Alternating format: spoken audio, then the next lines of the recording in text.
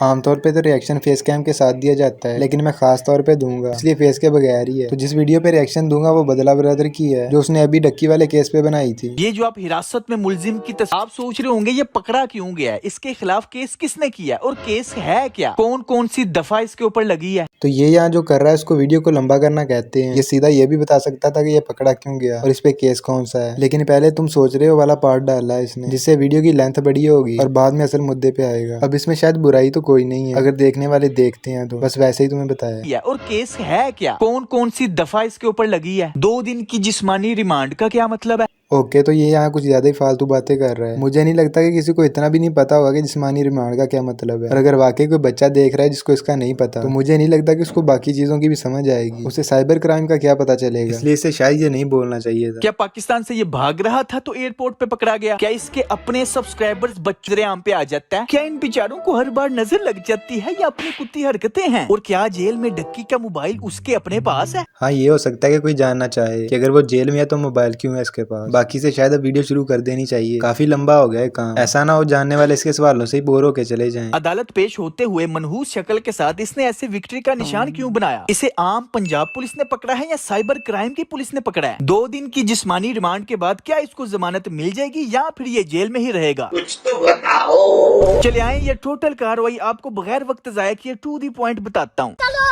इसके ठंडे जोक्स के साथ साथ ये भी एक रीजन था कि मैंने इसे काफी देर पहले देखना छोड़ दिया था। ये काम की बात पे आने पे 1 घंटा लगा देता है और मुझे ये बिल्कुल भी पसंद नहीं, लेकिन दूसरों को शायद है क्योंकि व्यूज काफी आते हैं इसके। इस केस की नोयत को समझने के लिए जरा पहले इनकी प्रमोशन का तरीका चेक करें। एक होती है प्रमोशन, एक होती है लोगों को फंसाने के लिए झूठ बोल के प्रमोशन। 2-4 महीने पहले प्राडो ली, फिर F-150 भी ले ली, अपना ई-ट्रॉन पकड़ी थी, तो मैं तो थोड़ा हो गया कि यार ये तो ज्यादा खर्चा हो गया है ना। यूट्यूब से या फिर ये जिम से काम नहीं चलता, ट्रेडिंग शेडिंग में हाथ मारना पड़ता भाई। जा रही है।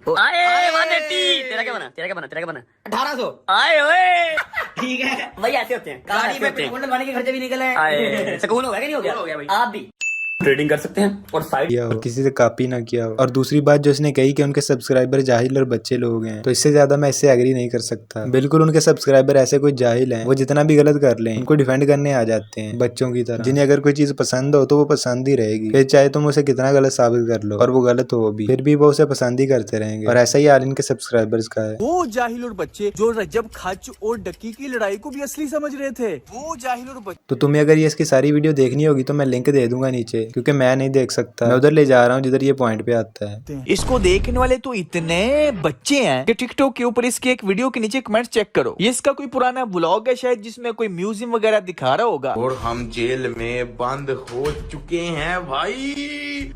बेंचो उनका तो नहीं पता मुझे, लेकिन मैंने ये वीडियो इसी की वीडियो में देखी है और ये भी इसलिए पूछा कि ये जेल में फोन क्यों ले गया, क्योंकि इसने इस वीडियो में ऐसे दिखाया कि ये जेल में फोन ले गया। अब मामला भी कुछ ऐसा कि उसको पकड़ा हुआ है। मुझे बेंचो कैसे पता कि ये उसने पहले बनाई थी। मैंने तो इसकी तरह उसको भी कभी नहीं देखा। यार मतलब इनकी अकल चेक करो कि इनको सच में लग रहा है कि वो जेल में व्लॉगिंग कर रहा है। बेवकूफी का कोई इलाज ही नहीं। अब मैं इसे गालियां निकालना चाह रहा हूँ क्योंकि मुझे इसलिए ऐसा लगा कि इसने ऐसा दिखाया था। बाकी गालियां इसलिए नहीं निकालूंगा कि शायद होंगे कुछ ऐसे लोग जो खुद ये वीडियो डाल रहे होंगे और कह रहे होंगे कि कितनी चलती है इसकी। अब इसकी आपने वो अदालत में पेश होने वाली वीडियो देखी, उसमें ऐसे विक्ट्री का निशान बना रहे हैं। अब मैंने भी इस पे वीडियो बनाई थी, अगर तुम चाहो तो मेरी पिछली वीडियो जाके देख सकते हो। 1.5 मिनट की है, शायद इससे अच्छी है। देखो वीडियो तो चल रही है, फटाफट पहले लाइक कर दें क्योंकि बाद में आपने भूल जाना है।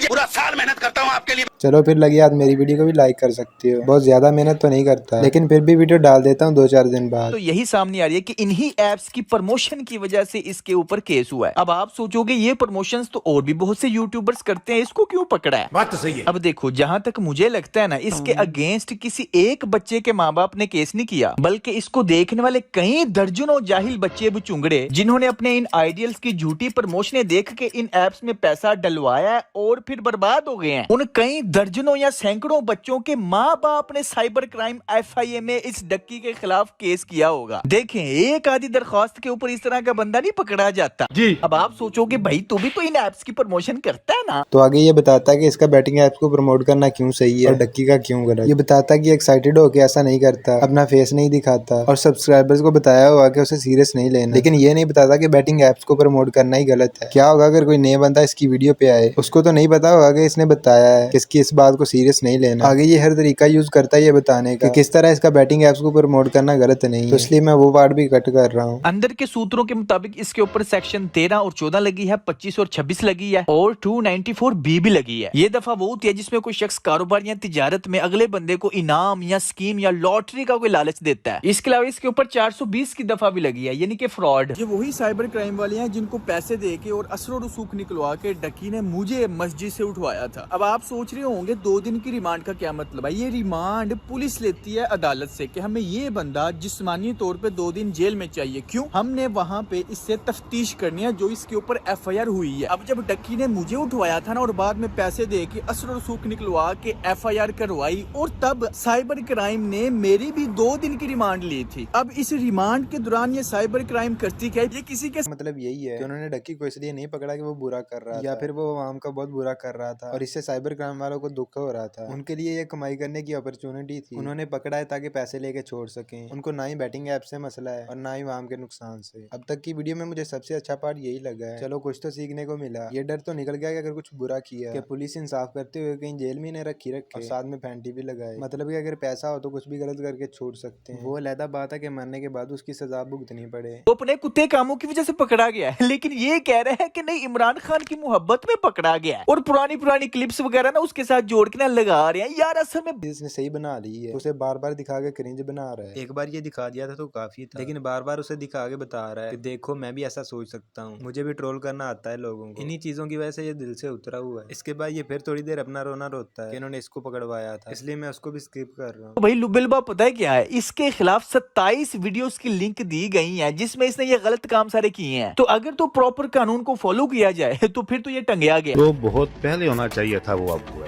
एक डक्की नामी बेशरम आदमी को हमने गिरफ्तार किया है। बहुत ज्यादा यूट्यूबर्स हैं, आप देख के हैरान हो जाएंगे। ये उनके लिए भी मैसेज है कि आप बेफिक्र हो जाए, बहुत जल्द आपके खिलाफ मैं FIR कर रहा हूँ और इसी हवालात में बंद करूंगा। अरबों रुपया सालाना पाकिस्तान से जुबे की मद में पाकिस्तान से बाहर चला जाता है कि ऐसे यूट्यूबर्स, ऐसे इन्फ्लुएंसर का कोई जगह नहीं है पाकिस्तान के अंदर। इनकी जगह जेल में है, इनको जेल में बंद कर। लेकिन फिर वही बात है, दिस इज पाकिस्तान भाई भी निकल आएगा। अरे भाई मुझसे क्या छुपा हुआ है, मैं नहीं मायूस होके पाकिस्तान से निकला। मैं इनके खिलाफ 1.5 साल लड़ता रहा हूँ, इनके अरेस्ट वारंट तक निकलवा दिए। उल्टा इन्होंने ओके यार, पता चल गया कि तुम बाहर रहते हो, तुम्हारे साथ बहुत जुल्म हुआ है, लेकिन मेहरबानी करके इस बात को बार बार ना बताओ। मुझे उठवा लिया। पाकिस्तान में पैसे की चलती है, बस पैसा फेंकते जाओ, तमाशा देखते जाओ।